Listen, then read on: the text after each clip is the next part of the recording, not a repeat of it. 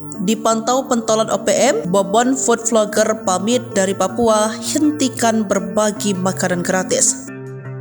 Bobon Santoso, food vlogger, sering membuat konten masak dan berbagi makan gratis untuk warga Papua, mengumumkan harus pamit.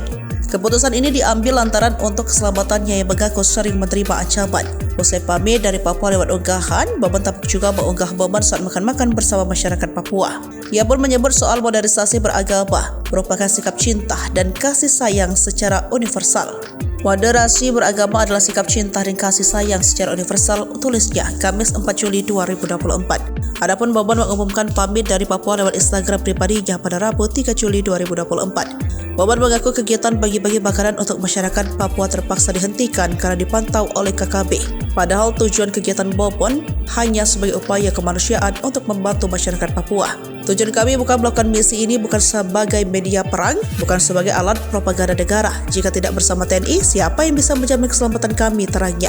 Sementara Bobon turut mengungkapkan terima kasih kepada TNI yang telah berperan besar dalam menjaga keamanan mereka selama berada di Papua.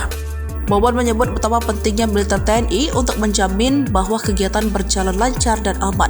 Lewat keterangan unggahan itu juga, Bobon pun menyampaikan permohonan maafnya.